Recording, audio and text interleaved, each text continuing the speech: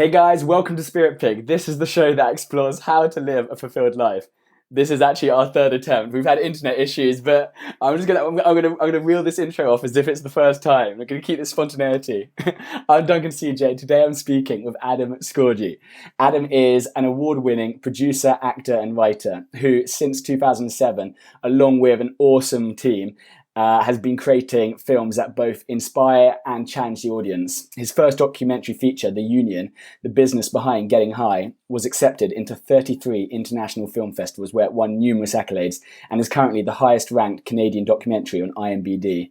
And as well as his soon-to-be released Ice Guardians, he is also one of the guys behind the documentary The Culture High, which further investigates how the modern-day marijuana prohibition affects our society as a whole. Adam, thank you so much for being here. Third time lucky. My pleasure, man. I love doing podcasts, and I understand the technology battles. So hopefully this one works and we have no more struggles. But I'm happy to do it. Thanks for having me on. No worries. Well, I mean, it was it was super exciting to talk to you. We had a little chat earlier, and you were saying just before we got cut off about you and your filmmaking partner, like Brett, completely unknown filmmakers, and you're fresh out of you've been in New York and you're back to Canada, and you're like, hey, let's make this documentary.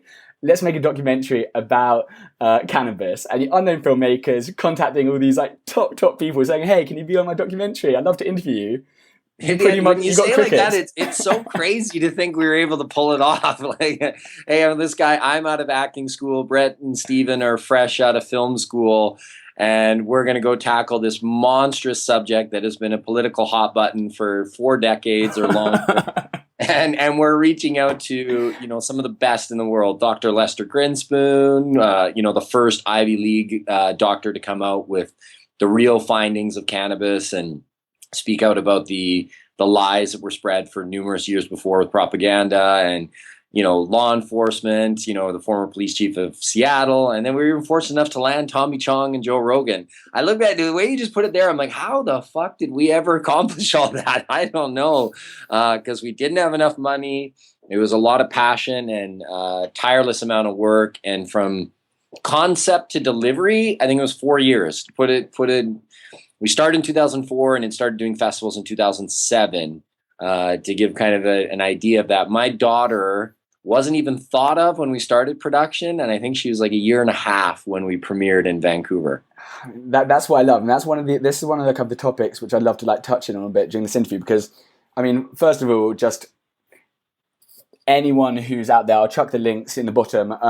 First of all, you just got to check these documentaries out, and there's loads of good interviews on the internet delving into some of the war on drugs and some of the things, and I think I'll link up some stuff because there's so much good content already out there. But one of the things I'd love to touch on is this idea of just this hustle, and this idea of I quite like that is in almost, I think half it is that sort of naivety which you kind of need to be just to take on such a mammoth task, and I love that. It's yeah, screw it, let's do this, let's do that. And this is something which I think, does this come naturally to you, or is this something which you've learned and you've just evolved over time, putting yourself into situations which are uncomfortable and unscary, but hey, you do it? I think it for better or worse, it comes naturally. I've had my friends say, when you're told you can't do something, it's I'm so ADD or hard-headed that I'm just when you say I can't, my mind doesn't hear I can. It just goes, oh, that means that nobody else is doing it. So perfect. I have no competition, right? Or very little competition. And I've had literally some of my best friends say that about me and my team, and just being where do you guys think you guys get the balls to just go privately finance and do this doc and don't go through the traditional filming methods or funding groups and go through the ranks and go out there and do it? And then Ice Guardians is the same thing. For years, everybody's oh my God, the NHL's never going to allow a documentary on fighting, and you're never going to be able to do it, and nobody's going to want to watch it. And honestly, Brett and I, the director, Brett Harvey, and I, we always look at good, if they're saying that, that means that nobody else is doing it. If it can't be done, which it can, because we proved it on these films that it Yeah, I'd say it just comes naturally, and I'm not trying to say like, oh, I'm awesome. It comes naturally. I guess I just look at things differently that way. I just don't think it can't be done, and not to say it doesn't come with a ton of stress and pressure. I mean, the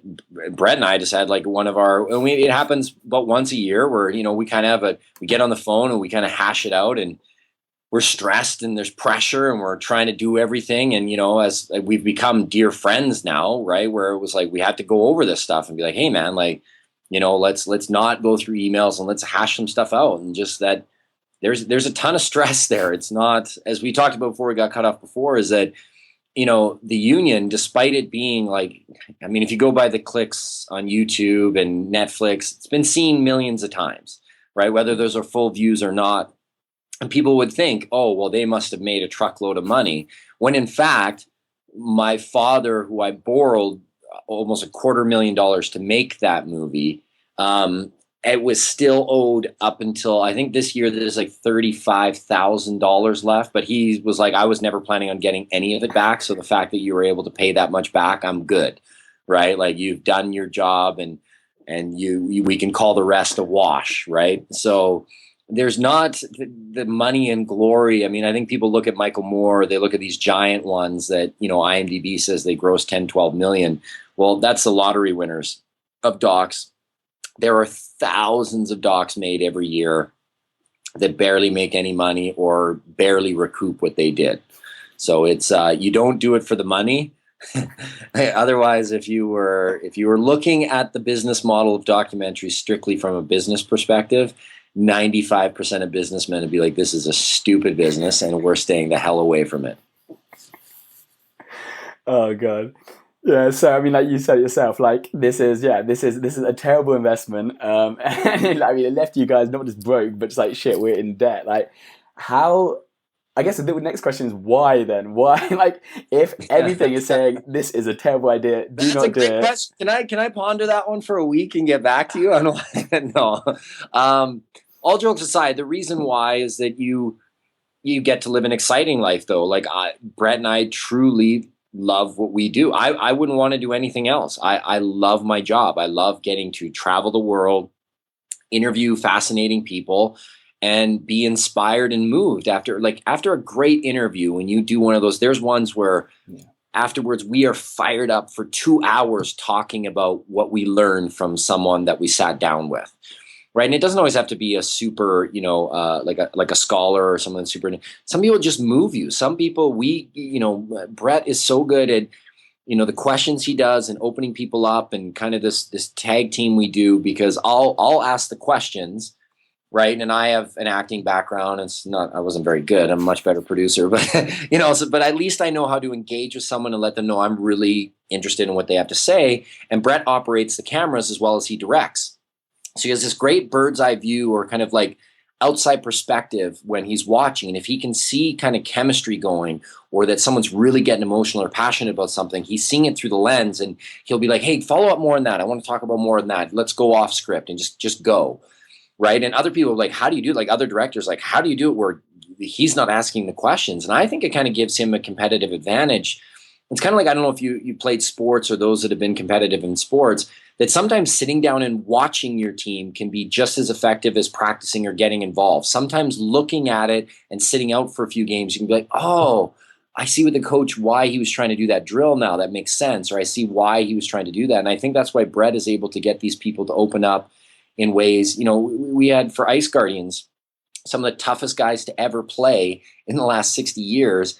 And we had them in tears and opening up in ways that, generally hockey players don't. Hockey players are traditionally known for being pretty boring interviews, that they go out there and say, well, there's no I in team and it's all percent and I'm just doing my part. Luckily, the puck's just bouncing off my stick. And, we got them to open up and really share their souls, which was really, refreshing. Even people, the few kind of private screenings we've done before the world premiere coming up here, people that have been in the hockey world, like sports analysts and writers, have been like, I just didn't know those guys that way. Like, man, you've really changed my perspective of these guys. We're like, great. That's what a great doc should do.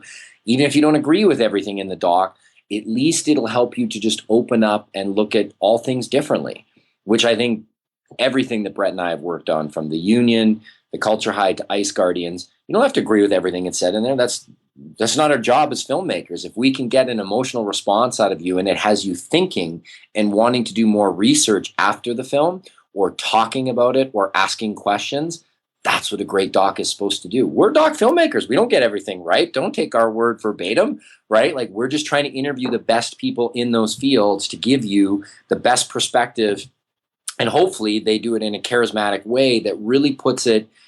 That's something I think Brett does so good, is that with these interviews, not only are they great academics or great people that can speak well to the thing, but they put it in a way, and Brett edits it in a way, in the way they do their interviews, that it really makes you think about things in a way you didn't before you watch the film. Building on that, like, how powerful, because I mean, I know that, for example, the Union and Culture High, like, this has been in sort of universities. I think you were invited on Parliament Hill in Vancouver, yeah. Both of them, and this has actually been given as like recommended learning to like the politicians. Like, how powerful do you feel that film can be for creating real positive change in the world, if done correctly? Obviously, it can be incredibly powerful. I mean, you look at other films that have done it too. If you look at Blackfish, right? Like, laws are changing all over now with orcas, right? Like, it woke people up and people got emotional and weren't having it. And so, for anyone who doesn't know, Blackfish is the documentary about SeaWorld and orcas in captivity. Yeah. Yeah. And I mean, I'm definitely, to your listeners and to you, Duncan, I'm not saying our films did all this, because there's been a lot of people doing a lot of great work.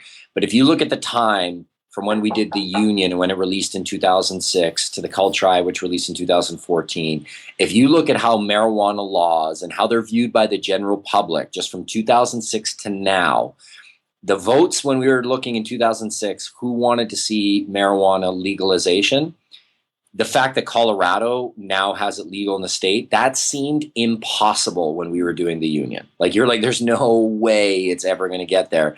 And now you see pretty much every democratic country re-looking at marijuana policy.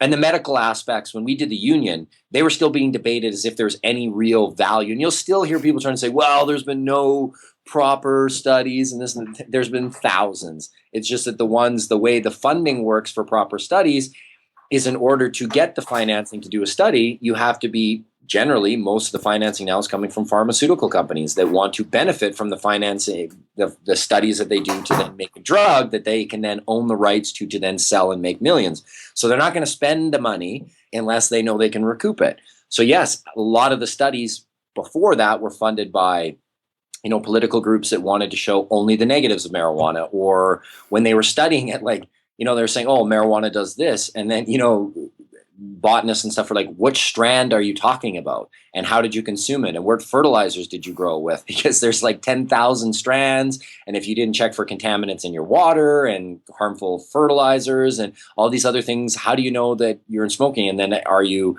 ingesting it? Are you burning it? Because if you're burning it, then you're getting harmful carcinogens from burning plant matter into your lungs, or you could turn it into an oil and ingest it. So it is really changed from when we first started. So I'm not saying that the Union and the Culture High did all of this. Absolutely not. There's been a lot of great people that have changed the policies that are changing all over. But I would definitely think that both films played a small part in making a lot more people look at the situation differently and wanting to dive into the research and opening their eyes to the possibilities in the medical side, and that the possibilities that the drug war has done more damage than it has helped society. I love the Tupac quote about sparking the mind. Can you say that? So, like, for example, I think maybe being modest, like, is in terms of like for example, you may not be the one to change the world, but you can spark the brain or the mind out there that will change the world. Yes. So almost like think like, okay, maybe this one thing alone might not be the thing that's going to make a huge difference in the world, but somebody could see that, who could be the person who to then go on to like make vast differences. And so I think just by putting out that content, by putting out stuff which, you think is going to make a difference, you have no idea out there who's gonna stumble across that film. They might be the other side of the world, but then that might lead to something which could like make the difference. So Well, I have two great stories about that, about seeing it firsthand, how this little indie film from three guys in a basement suite in Western Canada have impacted the world and made change on whether you call it micro, macro, or small levels, but really interesting. So first off, my buddy Jeffrey Morris, him and a friend went and saw the Union back in 2006 or 2007 at the Vermont International Film Festival. One of the 33 we did, I think it was around the 6th or 7th at the time. We had no money, so we weren't able to attend.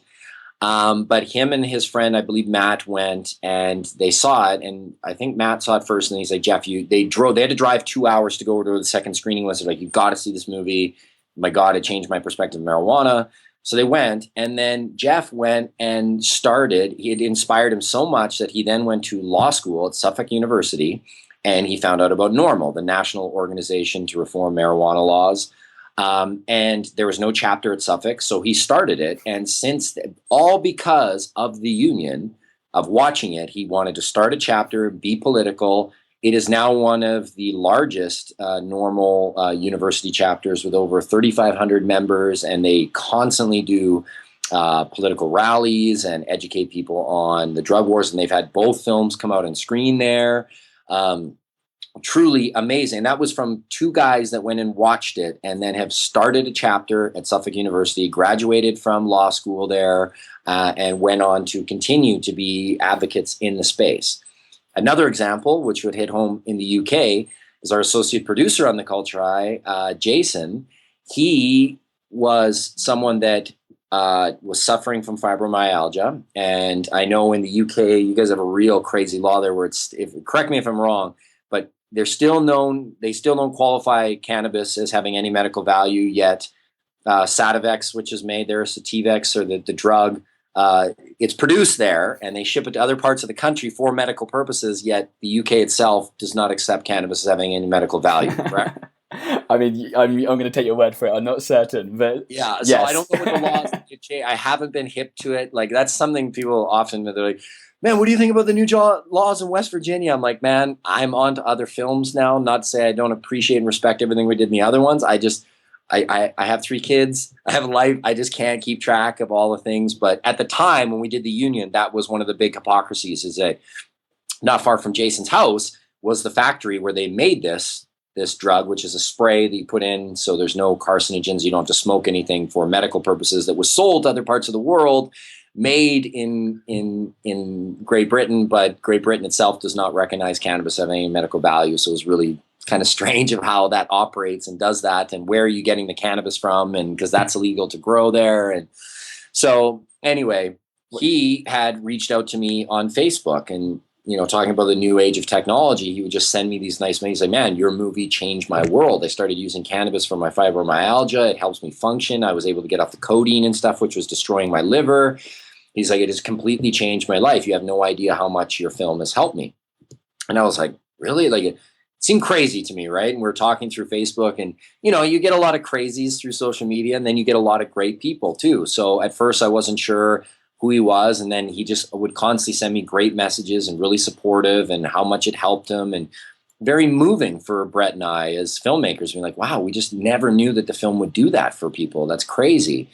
And then he was the one that landed all of our UK. After that, he became very active, and he's the only LEAP member. And for those people that don't know what LEAP is Law Enforcement Against Prohibition. And there are thousands of them all over the world that worked on the other side, that incarcerated people for small drug offenses, and saw that they are doing way more damage to communities and to societies by incarcerating people, taking away their right to education, putting them in cages for nonviolent offenses. That they've now started an organization that is, I say, the front runners, the people that are really, really making the most headway in the last 10 years. Because it's hard to argue people that were former DEA, ex-drug, SWAT teams and everything else, that they're like, man, it was an endless cycle that we financially benefit just as much as the drug dealers. So there's a hate-love relationship that's going to continue forever. He's the only president that is not former law enforcement, and he's ahead of LEAP UK because he's such a respected member. He speaks very intelligently, and he was the one that lined up Richard Branson's interview and Professor David Nutt and Julian Houpert and Howard Marks, like all of our UK interviews was set up by him, through him being inspired by the film, reaching out to me, us two connecting, him seeing what he could bring to the table and how politically active he got. So those are two experiences we have seen just personally of how these things that you never think of. You put out a film, you just want to make a great film, and how they've affected people's lives. So now he runs the UK chapter of LEAP, which is very prominent in London now, and works with all kinds of people in law enforcement as well as in the political realm. And that was two people that were just inspired from watching a documentary a couple of years before. Who are Jason, David, and Jaden, and what was it about that story that blew you away? So, that clip now on YouTube has over 30 million views, I think. It'd be nice if it was on our Facebook page, but welcome to the digital era where somebody rips your work. At least I wrote the guy and said, hey man, if you're going to completely take our segment and use it for your Google Analytics and your Facebook page to build your page, and could you at least like tag the Culture High so people know that it's our film and our work? And he's like, oh yeah, sure. That just happened with Ice Guardians too. Our trailer released and we were trying to get all our hits to YouTube, and the hockey webcast put a guy out of Sweden put it on, he embedded it into his Facebook, and his has 1.7 million views, right? And we're like, that's awesome because we can show it, but at the same time we're like, that should be our Facebook page. But welcome to the new digital age. But yeah, Jason, David, and Jaden, I think that has probably changed more people's perspectives of what can happen. You have a father that was not willing to give up on his son, that his son was having hundreds of seizures a day. They told him his son would never walk, his son would never talk. He was put on all kinds of drugs, 22 pills a day for the first 7 years of his life. And some of these drugs, like benzodiazepines, like, man, it's like worse than heroin. Well, that to me is the most ridiculous argument when you say, oh, I'd never give my kids cannabis or drugs. And I was like, but you'll give them benzos and you'll give them these other things that doctors give to you in a thing without doing any research. Just a doctor says, hey, this will help for his tremors, or this will help for this. And you have no idea, or the long-term effects. A lot of these drugs are new and experimental, and you don't even know what they're derivatives of. A lot of them have methamphetamines and opiates and all these really harmful substances that you're like, oh, well, doctor said, and it's this odd looking blue pill that looks very unnatural, but sure, I'll give it. But oh, liquid cannabis? Absolutely not. And then, as the father explains, he's given liquid cannabis, which is CBD high, no THC or very little, so there's no psychoactive effects. So all the harms that you're worried about cannabis, they're not there. The kid doesn't get high, although he's getting super high off the prescription drugs he's giving. In fact, he had night terrors and was seeing hallucinations and shit, like almost waking up in the middle of the night. And then he has his first seizure-free day in his life.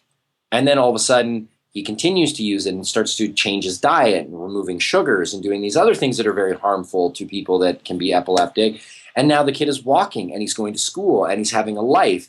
And then he's being prosecuted for using a prohibited substance to help his son. And you're having more and more. And the great thing about the digital age is that video is able to go out and go viral and go live. And then other families are like, I've been going through the same struggles, right? And when it's your kid, like I have kids, I know where I'd be there too. I'm like, fine, they want to put me in jail because I'm going to do something to make that I can see the results of my kid living a better life, then arrest me. Because there's no pain, as the clip says, there's no pain worse than seeing your child suffer. There's no pain worse than that, because you can't, it's not like other things in life, like I earlier in the podcast talking about creative hustle and what you need to make, for us docs or whatever your dream job is come true. You can grind harder and you can sacrifice personal time and you can do other things to make sure that you're successful. When your kid's sick, you can't work harder. You can't do anything. You have to trust the system. Other than, I guess, what Jason did with his son Jaden. He didn't accept the system, and he looked for alternative options, and he looked online and found alternative options and found results that are working for his son. And then he takes it one step further. He doesn't just settle with that. He then goes out and say, hey, what can I do to help others going through the same situation?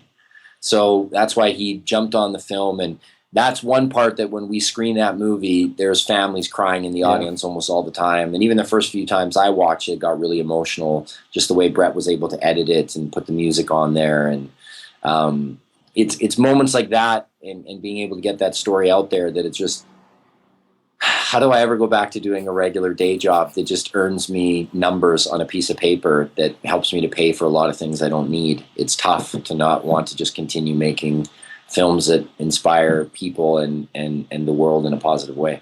Well, I think that kind of leads on / maybe answers, I don't know, today, like what drives you today?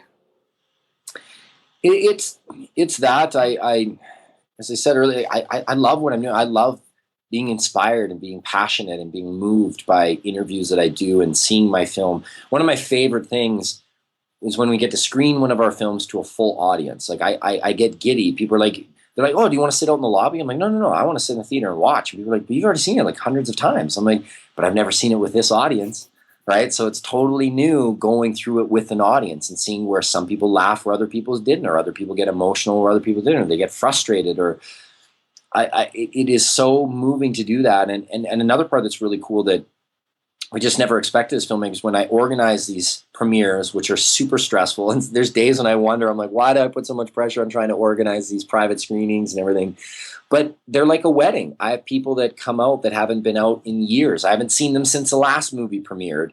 They come out and support and want to see your film. And something so cool about that. It's kind of bringing a community together instead of always just using social media and texting everybody. That I know for me, just seeing the way it's affected people, and even with Ice Guardians, it's, you know, maybe not as big of a global issue, but, you know, we did a private screening for hockey royalty here recently, and I could shout out names, but, you know, unless you're a diehard hockey fan, they wouldn't matter. But let's just say whatever sport it is, that you have legends from the 60s and 70s to current players. There were 60 current and former NHL players in the room. And all night, they wanted to come and meet me and ask about Brett Harvey and I, and just say thank you for making a film that told the role of the enforcer and the history of our sport so well. And as a filmmaker, you're like, you know, I was sharing the stage with 3 Hall of Famers and several All-Stars, and they're asking questions. And there's also regular people in the audience for this private screening, because the actual world premiere is September 12th. And I was taken back where, like, these are guys that I had their posters on my wall when I was a kid, right? These phenomenal players. And I was like, should I just sit in the audience and ask you guys questions too? Because I can't believe I'm on stage right now and you guys are talking about my team's work. Like, wow, what a moment. And it's moments like that for me, you can't put a price tag on that. You know, no big vehicle or fancy house or flashy jewelry is going to make me want to replace that. And in fact, and I don't mean to bash people that's their goals. That's how they've been raised, and I guess that's what makes them excited. But, you know, when I have conversations with people and all they're telling me is how much money they make and how expensive their car is and how fancy their watch is, I literally just look at them and be like, man, you are lost. Like, you are lost in a game that no one's going to remember what watch you're buried with, right? Or what car you had when you died. Those things aren't going to matter. What's going to matter is the influence and legacy you leave on with other people. And how did you help the world in a better way? And I'm not trying to say that in a cliche, like transition the world, but you can leave moments of, like, you know, like the Tupac quote you're saying, that you inspire somebody else today, go on and do great things. And that doesn't have to be that they save the world or cure cancer. But, you know, for me, that's just so much more fulfilling for me as a person than if I had a new car, or if I had a big house, or if I had lots of money to go to the bar with or something. It just that to me is so hollow, and it is not interesting. So for me, I love being able to tell great stories and interview cool and you know, interesting people, and that's what keeps me going down this crazy road of having very little money but getting to have an exciting lifestyle. If you had to give like one piece of advice, or say like one thing all our listeners can take away or act on today that'll have a big impact on their lives, what would you say to them? I'm putting you on the spot, sorry. Yeah, no. I would say, you know, don't make excuses for why you can't do what you really want to do. I had this, and I don't have a good way of saying it other than to tell a story and put it in because I'm passionate, as you can see. I ramble on and tell stories, but I had this recently. I was speaking at a panel, and at a film panel, and there's an older gentleman there that he was like, man, you know, I really want to do this thing, but I just don't have the time. And it's tough, it's tough to do this when you're trying to do a day job and everything. And I let him finish, and I was like, man, you are absolutely right. And I totally agree. But I'm going to give you an idea about how do you really efficiently use your time. Because up until just a couple years ago, I was working 3 jobs and making these films because I made little to no money making films. I just spent a lot of money making films. So I put it to him this way. I was like, up until 2 years ago, where I was able to be a producer full time, I was working a sales job for Shaw during the day, Monday to Friday, 7 a.m. till 4. I was working at the nightclubs on Friday and Saturday as a door guy to make extra cash. So after I'd work at Shaw, I'd go like get a quick workout, hang out with the kids, and then I'd go work till 2 a.m. Then, Saturday and Sunday I'd have my kids. Saturday night I'd work again. So I only really had Sunday off. And then even on that Sunday and during the week when I was trying to be able to not be doing 2 jobs plus, so I had those 2 jobs plus films, and I had kids. Literally, I would look at like, okay, my daughter's going to nap on Tuesday at this time and Wednesday at this time. So that's when I have time that I'm not, not paying attention to my kids, but that's when I have time to focus on my dream, which is becoming a producer full time and doing research and moving the projects forward and connecting to the people I need to and getting on the internet and putting together a resume or reel, whatever I need to do to use that time efficiently. We all don't have time. We all have busy lives. But I love how we make excuses for us to make our dreams come true. Well, I'll get started on that script I've always wanted to do right after I do the dishes and I clean my house and I get this done. Whoever wants to fucking do the dishes and clean their house? But that's resistance, and that's going to come at life. There's a great book about this called The War of Art. And it talks about resistance. You can refer to it as the devil, or if you're religious, but it's always there. And I still struggle with it today. That you'll be like, well, if I just go and do this first and just go and do that first. And then I check with myself and be like, when do I ever want to do the fucking dishes? When do I want to make the bed or clean or do my laundry? I'm putting that in front of my dream profession that I want to do. Really? Why? Why am I doing that? Because it's tough to overcome challenges when you're going for your dream project, because it's going to be tough and you're going to struggle and it's going to be stressful and it's going to seem like it's impossible, right? So your body will naturally put all these blocks or resistance in front of it. So when I was saying to this guy, I was like, listen, time is precious. I have 3 kids. I know I worked 3 jobs and had kids up until 2 years ago. But instead of going out with my friends on Saturday night and drinking, or instead of, watching my favorite TV show or doing something else that, yes, they are pleasurable times and you need to have a social life too. But instead of maybe having 4 hours of social time, you cut it down to 1. And you're like, I'm going to spend those other 3 hours making my dream career come true, or focusing on whatever goal I have, if it's running a marathon or getting in better shape. It's amazing how we put a bazillion things ahead of what we really want to do. So if I had to get some advice, is really ask yourself that honest question. Am I really giving it 110% effort to do whatever it is I really want to do? Whether that's sing, write, become a lawyer, become a doctor, a nurse, whatever that is for you. I believe we could all carve out time if we really, really, really wanted to make it happen. And I'd like to believe that's what's allowed me to survive in this crazy industry that I'm in, is that fortunately enough, I will make sure that I figure it out.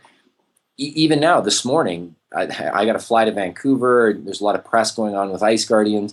I was up at 5 a.m. because that's the only time I can get in a workout, because my kids start at 7, then I got my daughter a ride to school, then I have to go pick her up afterwards. I have to get work done. I'm doing a podcast with you. Like, my day has to start. And I operate on very little sleep. Would I love 8 or 9 hours and sleep in? Yes, I'd love it. But I can't. You just have to really buckle down and carve out that time. And I think if you really if you analyze yourself honestly, and look at how you're managing your time efficiently, I think everyone, including myself, just doesn't do it, especially when it comes to making your dreams come true. And I would say try to do that, even if it's dedicating that extra half hour a week. And I guarantee in the long haul, you'll see results. Last but not least, where can we send people? How can people find out more about you and your work? I'm all over the internet and easily approachable, as you found out. You can, I'm on Twitter at Adam Score like a goal with a big G, because that's how my name's pronounced. Thank you for getting it right, actually, Duncan, in the beginning there. Most people say Scorgie or something. Scorgie. Scorgie. So yeah, I'm on Twitter. I'm on Facebook. You can, if you Google me, you can find like my websites to Scorgie Productions or Ice Guardians. I am the only guy that manages all of them. So when you're getting a response, whether it's on the Union Facebook page, the Culture Eye Facebook page, the Ice Guardians Facebook page, the Ice Guardians Twitter, the Culture Eye Twitter, that's me. People often say, I never know if it's your assistant. I'm like, assistant? I'd love one of those. That seems like a unicorn, like a mythical creature that's out there that maybe one day I'll be able to afford, but as of right now, I can't. So I'm usually pretty good about getting back in a timely manner, but forgive me, I'm a little scatterbrained currently with our new film releasing. Brett and Steven put in their truckloads of work making the film and editing and research and all that, and then this is really where I kind of have to step in, is I have to promote it and make sure that we recoup our money for our investors and do media and all that stuff. So, but I'm very approachable. I don't consider myself anything special. I'm just a creative hustler trying to live my dream like everybody else.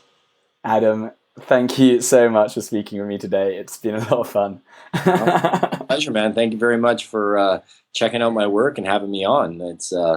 I'm still flattered to this day that people want to listen to me babble. So thank you, listeners, for listening to this crazy Canadian tell his story. I'll catch you soon, dude.